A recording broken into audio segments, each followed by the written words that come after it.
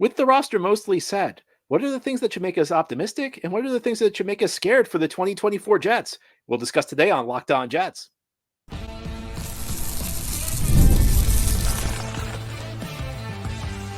You are Locked On Jets, your daily New York Jets podcast. Part of the Locked On Podcast Network, your team every day. Welcome. This is the Locked On Jets podcast, part of the Locked On Podcast Network, your team every day. It's Friday, May 17th, 2024, and I'm your host, John B. from GangGreenNation.com. Thank you so much for making the show your first listen or first watch every day. Subscribe to the show for free on YouTube or wherever you get your podcasts so you'll get new episodes as soon as they're posted. If you enjoy the show and are listening on a podcast source, please give it a 5-star review. If you're watching on YouTube, give this episode a big thumbs up. It helps us out, helps other Jets fans find the podcast. Today's episode is brought to you by FanDuel. Make every moment more. Right now, new customers get $150 in bonus bets with any winning $5 bet. That's $150 with any winning $5 bet. Visit FanDuel.com/lockedon to get started. Well, today we're having our weekly mailbag show. Usually we do our mailbags on Wednesday, but because of the scheduling stuff this week, we decided to push it back to Friday. Thanks so much to everybody who sent in questions. Let's begin our first question. John, what makes you most optimistic about the 2024 Jets, and what makes you most nervous about the 2024 Jets? And, this is the time of year for that sort of question because the roster is mostly set. We may still see a move here or there. We still may see a starter brought in for the Jets. I think, if you've listened to Joe Douglas lately, it certainly sounds like the Jets are going to be in the market for a safety, and there's still some good players available.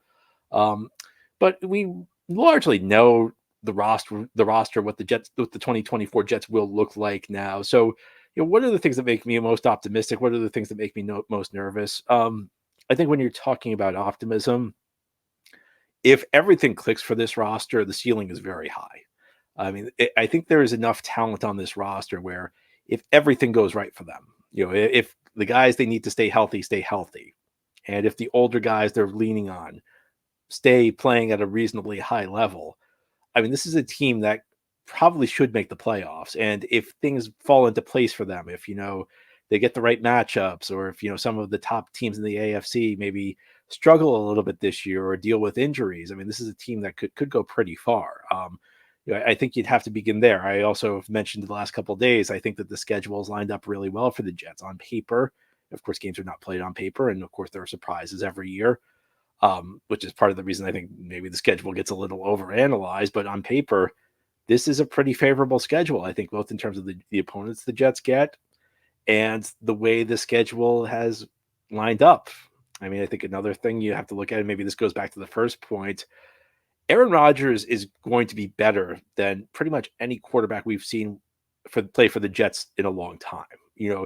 I think there's a question of how good's he going to be. I worry a little bit with the expectations because I think there are a lot of people out there expecting him to be prime Aaron Rodgers. I think there are people expecting him to be an MVP candidate.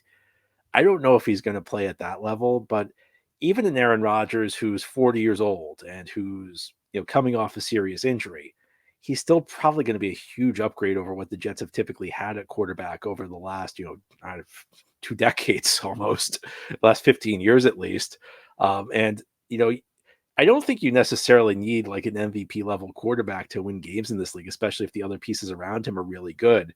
I think you just need a quality quarterback. And, no matter what happens with Rodgers, we know he's going to be able to master the pre-snap stuff. We know he's going to be able to read defenses very effectively. He's not going to be able to move as well as he used to, but again, like an Aaron Rodgers who's 80% of what he used to be is still going to be a big upgrade at the most important position on the field for the New York Jets. So I think there's quite a bit to be excited about heading into the season. What are the things that make me nervous? Well, one thing I've talked about a lot is Jets are going to have an older roster. Now, old does not necessarily guarantee failure. Part of the reason an older roster is not the worst thing in the world is players in the NFL, unless they're good, don't last until old age. You don't make it to 30 in the NFL if you're a bad player. I'd rather be young than old in theory, but the youth has to be good. I mean, sometimes you're young and you don't have a lot of good players. Jets have been through that a couple of times in recent seasons. That said, I mean, look, the Jets are relying on a lot of players who are, near 30 or hitting 30, who are, coming back from serious injuries or injury prone. Rodgers is one, Mike Williams is another. Tyron Smith is another, although I think the Jets have done a good job giving themselves insurance at the tackle position by drafting Olu Fashanu, because now if Smith gets injured, you'll be able to plug in a guy who was a top 11 pick, a guy who was viewed as a blue chip prospect. So that's a positive. But, there's a lot of guys, and, that's kind of scratching the surface. There are a lot of older players on this team. This is going to probably be one of the oldest rosters in the league. It may even end up being the oldest roster in the league. And old is not necessarily bad, but you have increased risks for injuries. You have increased risks for decline. So that's something to be concerned with. On that note, games are not played on paper. And I mentioned that if everything clicks for this team, it could be very good because of the talent. But this is not a team that's really played together. It's played together on defense, but on the offensive side of the ball, you have a lot of new pieces. You have 4 new starters from opening day a year ago, which was necessary because of how bad it was. But, you have a couple of receivers who really haven't played with Aaron Rodgers in the past as your top guys. There's always the question, will the sum of the parts be equal to the whole? Will it be lesser than the whole? Will it be greater than the whole? You don't really know. You never know for sure how a team, how individual pieces are going to mesh until they get on the field together. So that's another factor. But one thing I haven't really talked about, which we're probably going to talk about more as we get closer to training camp, maybe my biggest concern with this team is the coaching staff, because this is not a coaching staff that has proven itself whatsoever over the last 3 years. I mean, this is Robert Saleh is a rare coach who's getting essentially a 4th chance. I mean, if you miss the playoffs your first 3 seasons, most of the time you don't make it to year 4. I've mentioned this in the past. Across town with the Giants, you had a head coach in Tom Coughlin who missed the playoffs 3 straight years and got a 4th year. I mean, so Robert Saleh is essentially getting the Tom Coughlin treatment. Saleh, who has never had a winning season, is getting the same sort of patience that a coach who won 2 Super Bowls got, because usually 3 straight years out of the playoffs, that's it for you in the NFL.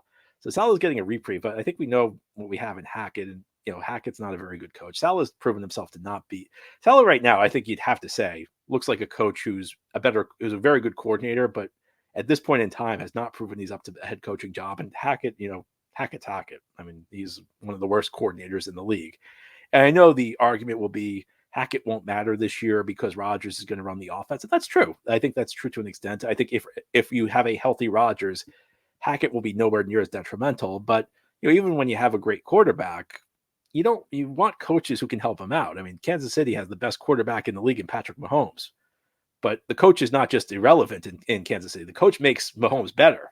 You want quality coaching to elevate your great players. And there's a part of me that worries, a part of me that wonders, like, how far can a team really go, even a team with talent, if they don't have the coaching? And, you think about if the Jets make the playoffs, the coaching matchups, Robert Saleh versus John Harbaugh, Robert Saleh versus Andy Reid, I think there's some reason for concern there. So we're talking about, reasons that the Jets may not reach the levels we want them to, things to be worried about. I think coaching staff would be pretty high, because it's not often a team can go far without a great coaching staff. So I think the hope is that not so much that the players are so good that they make it irrelevant. Now, look, if you have good players, they'll beat bad teams. But again, I think coaching really matters more once you get up against the best teams in the league. I think the hope is that the coaching staff grows into its job, because, the Jets have had talent issues the last 3 years, especially the first 2, but I don't think the coaching staff's done them any favors. I don't think the coaching staff has really gotten more out of the team than you would have expected otherwise. So I think the coaching staff is a group that has a lot to prove this season. Now, head on the Locked On Jets podcast, we'll continue this mailbag. There are a number of players who we are expecting to be 1-year rentals for this team, but maybe a couple of them could be back for a second season. I'll give you some thoughts on that continuing here on this Friday edition of Locked On Jets. Today's episode of Locked On Jets is brought to you by FanDuel. It's winner take all time in the NBA and NHL, and FanDuel is giving you a shot to bring home a big win of your own, because right now new customers get $150 in bonus bets with any winning $5 bet. That's $150 to bet on spreads, money lines, player props, and more. Rangers fans, Eastern Conference Finals coming up after a thrilling win last night in Carolina. The Rangers come back from 2 goals down in the third period to advance. Will the Knicks do the same? Will the Knicks and Rangers both be in the Eastern Conference Finals for the first time in 30 years? I don't know, but I do know at FanDuel you get $150 in bonus bets with any winning $5 bet. So visit FanDuel.com/lockedon and make every playoff shot count. Again, it's FanDuel.com/lockedon. FanDuel, America's #1 sportsbook. Thank you so much for making Locked On Jets your first listener, first watch every day. A big shout out to you everydayers. This is a daily podcast covering the New York Jets with new episodes each day through the week, Monday through Friday. It's a special Friday mailbag here on Locked On Jets. Usually we do our mailbag show on Wednesday, but with all the scheduling stuff coming out this week, we decided to push it back to Friday. Our next question, rank these one-year rental players by most likely to be back next year to least likely to be back next year. Mike Williams, Tyron Smith, Hassan Reddick, Morgan Moses. I think Hassan Reddick's going to be back. I'd say he's the number one guy who's most likely to be back because I just don't think he's a rental player. I mean, I don't think you give up a third-round pick for a guy you expect to only be here for 1 year. And the other thing is, with the Jets cap situation where it is, I'm expecting an extension for him beyond the reason the Jets gave up a day 2 pick for him. I think I'm expecting an extension for him just because it helps the Jets cap out. They can lower his 2024 cap hit and keep him around. So I'd be really surprised if Hassan Reddick was not a Jet in 2025. I think that when the Jets traded for him, that was a multi-year deal. I think the other 3 guys were probably 1-year type deals. But, if you're looking from most likely to be back to least likely, Hassan Reddick's number 1. Number 2, I think it would be Morgan Moses. I would take Morgan Moses over Mike Williams. I think it's plausible either of them is back.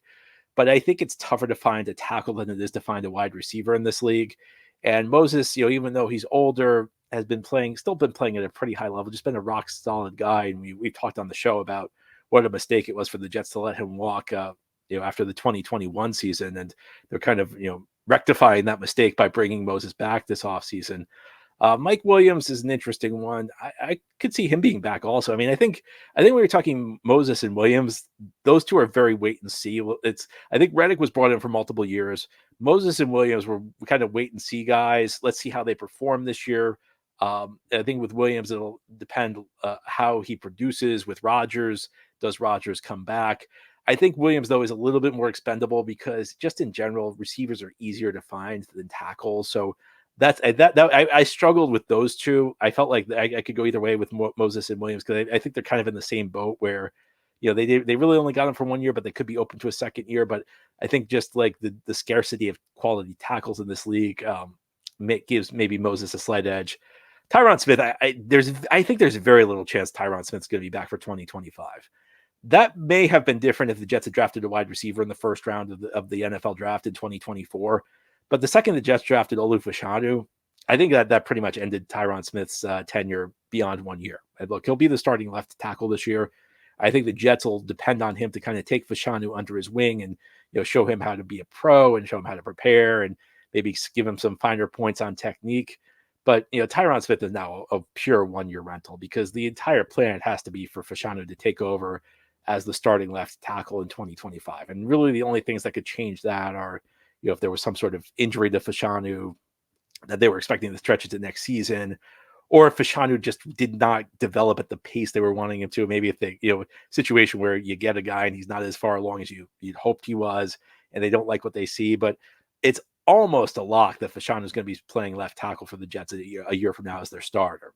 And I don't think, I know that you could say that they bring Smith back and play Fashanu at right tackle, but I'm not sure that they want to do that. I'm not sure that they're going to want to constantly move Fashanu around. And the other thing is, Moses is probably not going to be that expensive to bring back. Look, he wasn't that expensive 2 years ago when the Jets let him walk.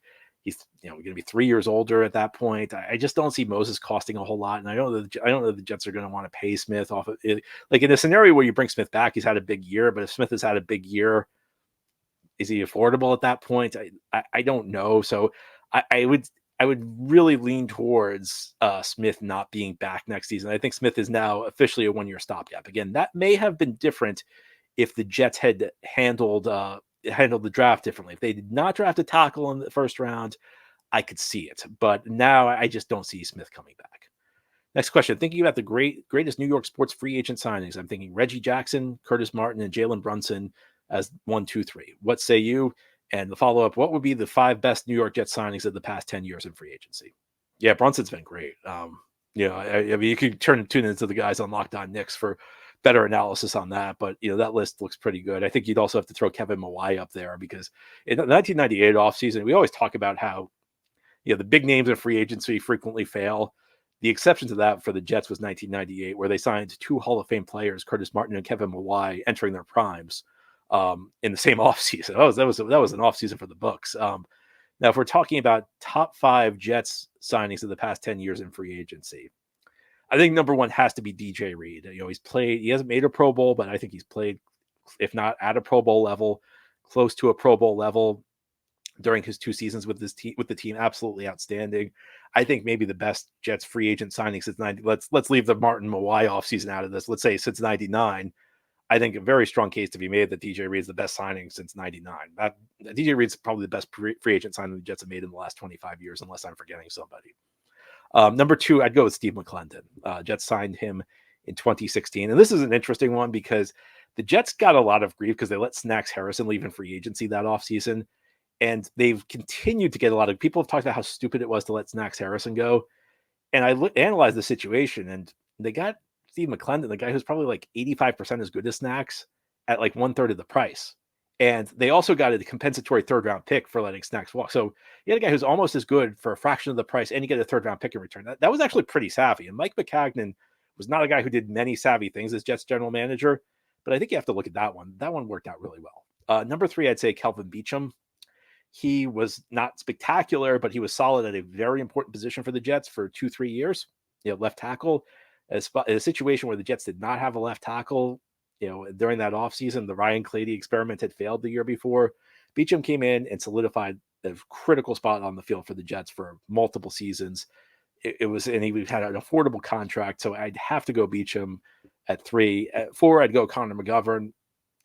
Center's not as critical as left tackle, but it was a position that had plagued the Jets offense for years. He came in, gave the Jets 2.5 solid seasons, really. And then at number 5, I think there are a couple of guys I could go. I'd go with Brian Poole, though, because he would end up being a quality slot, better than quality. Brian Poole was a top-notch slot corner, and the Jets got him for a little bit above the league minimum. So, I think there are other guys you could go to. You could talk Jamison Crowder. You could talk James Carpenter, who again was a solid offensive line. Jets have done okay, like finding band-aids in free agency on the offensive line. They just haven't been able to find like the core players on the offensive line over the last decade. I know some people would say CJ Mosley, but Mosley's contract just, even though he's been good the last couple of years, it's still not been a good value. I'll say for Mosley, what I'll say is his first 2 seasons, that contract looked like it was going to be an all-time terrible deal. And the way he's played over the last 3 years, it's at least not an all-time terrible deal. But I just think the value hasn't been there when you're talking about how much they're paying him. I think the issue with Mosley, he just makes too much money to be on this list. If we're talking free agency, the value of the contract also has to come into play. So I think that would be my 5. I'd say number one would be DJ Reed. Number 2 would be Steve McClendon. Number 3 would be Kelvin Beachum. Number 4 would be Connor McGovern, and number 5 would be Brian Poole. But anyway, I'd love to hear your list. Ahead on the Locked On Jets podcast, we'll talk about a guy who was not signed as a free agent, but a guy who was drafted, Jeremy Ruckert. What role can he expect in 2024? We'll go into more detail continuing here on this Friday edition of Locked On Jets. Today's episode of Locked On Jets is brought to you by eBay Motors. Passion, drive, and patience. The formula for winning championships is also what keeps your ride or die alive. eBay Motors has everything you need to maintain your vehicle and level it up to peak performance. Superchargers, roof racks, exhaust kits, LED headlights, and more. Whether you're into speed, power, or style, eBay Motors has you covered.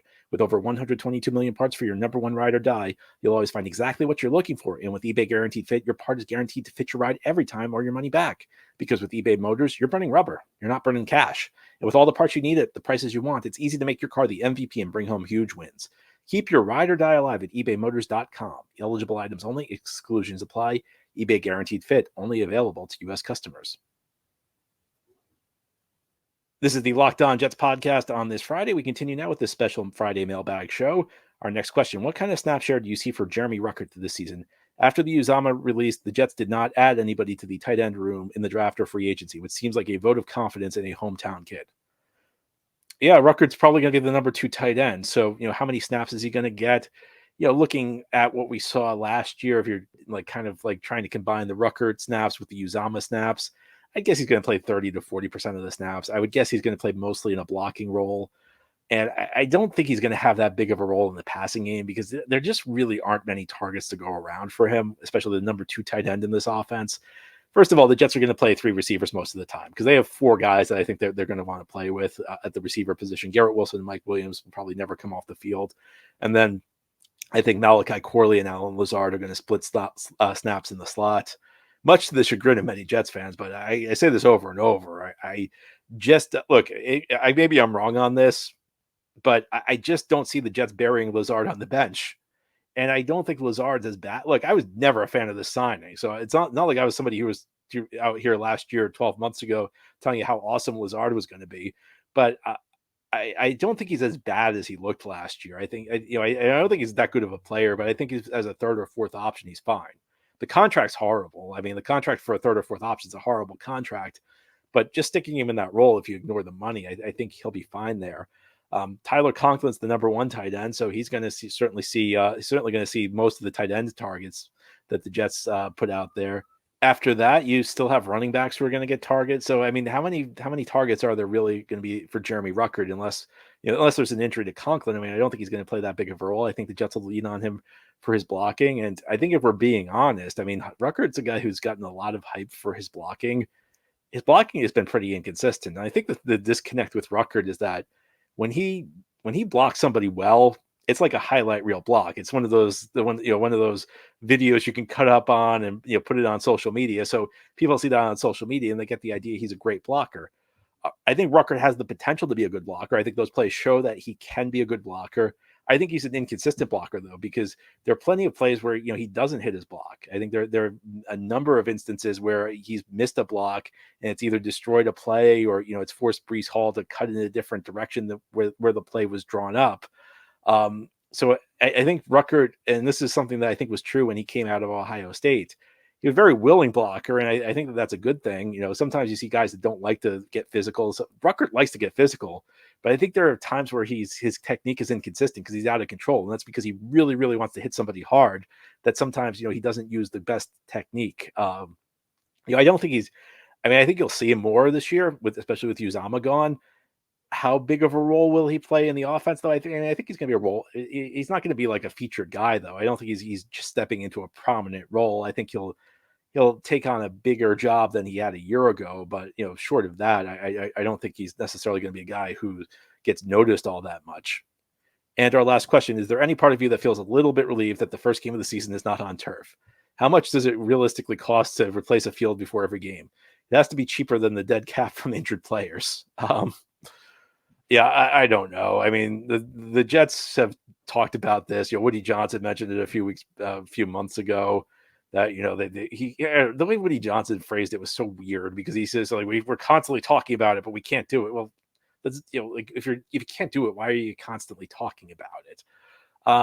It's difficult to say. I mean, I get a lot of requests about this. I remember once somebody wanted me to do like a multi-episode series with the Patricia, our host of Locked On Giants, on the MetLife turf, and I thought it was a good idea, but I just don't know that much about the finer aspects of groundskeeping or grounds crew maintenance. So I don't know. Maybe that would be something worth investigating with it. Maybe I'll see, like, especially during this quiet part of the off season, if I can get a guest on the show who has a little bit more expertise on that. To answer the question, I mean, I guess there is a part of me that's relieved that they're not starting on turf. I guess that maybe that makes the odds of injury week one lower for some of the guys who are injury risk for this team. But look, this team's going to play at the MetLife Stadium turf. I mean, it's just going to be something we have to deal with. And the Players Union's been pretty vocal about this. The Players Union has cited studies that indicate or suggest that there's greater risk of injury on artificial turf than there is on natural grass. So I think that, the players certainly seem to want the league to move in a direction where all the fields are grass, but we haven't seen that happen yet. Now, I mean, I don't know. From what I understand, based on like reading between the lines of what some experts have had to say, I think it would, I get the sense it would be tough with with there essentially being a home game every week at MetLife Stadium, because the Giants and Jets both play at this field. But I don't know, maybe I'll see if I can find a guest who actually knows more about this topic, because it certainly seems to be something people are interested in. Anyway, that's all for today's episode. This has been the Locked On Jets podcast, part of the Locked On Podcast Network. Your team every day is our motto. As always, if you enjoy the show, hit the subscribe button where you're watching or listening so that you'll never miss an episode. If you enjoy the show and are listening on a podcast source, please give it a 5-star review. And if you're watching on YouTube and enjoy the show, give this episode a big thumbs up. It helps us out, helps other Jets fans find the podcast. Enjoy your weekend, everybody. We'll be back next week to talk more Jets.